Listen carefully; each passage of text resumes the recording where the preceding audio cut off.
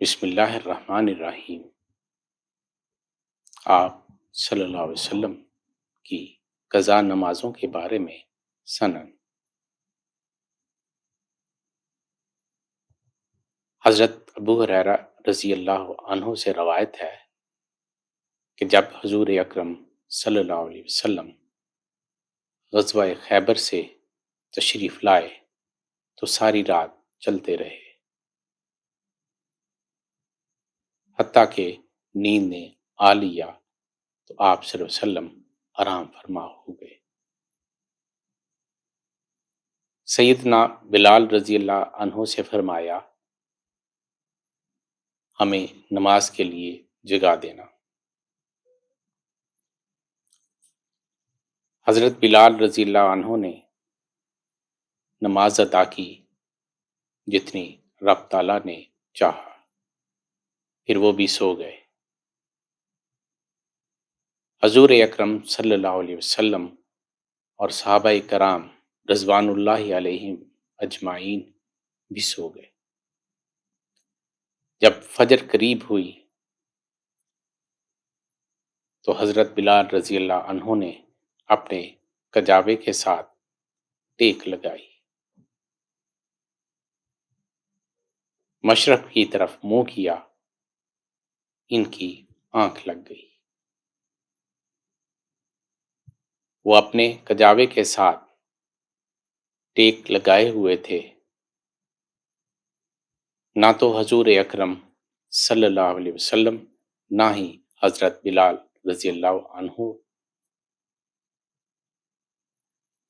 اور نہ ہی کوئی صحابی بیدار ہوئے، حتیٰ کہ انہیں دھوپ نے آ لیا۔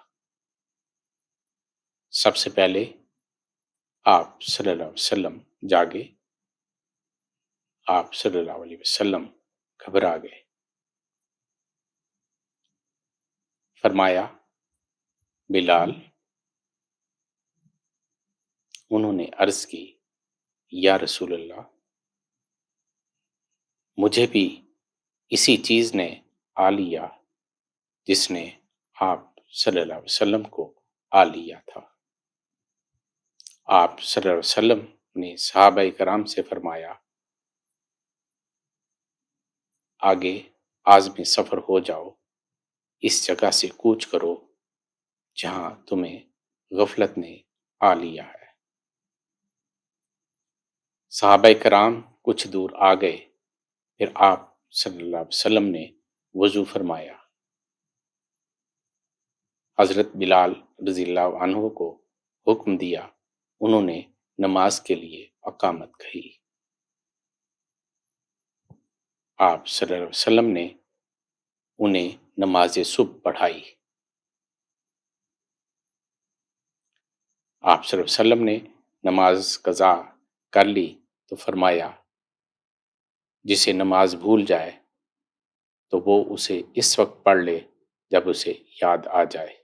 حضرت جابر رضی اللہ عنہ سے روایت ہے کہ حضرت عمر رضی اللہ عنہ غزوہ خندق میں غروب آفتاب کے بعد بارگاہ رسالت مآب میں حاضر ہوئے اور فرمایا کہ آپ صلی اللہ علیہ وسلم نے نماز عصر نہیں پڑھی، قریب ہے کہ سورج غروب ہو جائے۔ آپ صلی اللہ علیہ وسلم نے فرمایا، بخدا میں نے ابھی تک نماز عصر نہیں پڑھی۔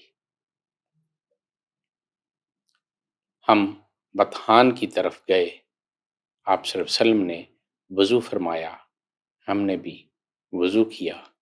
آپ صلی اللہ علیہ وسلم نے غروب آفتاب کے بعد نماز عصر پڑھی اور اس کے بعد نماز مغرب پڑھی۔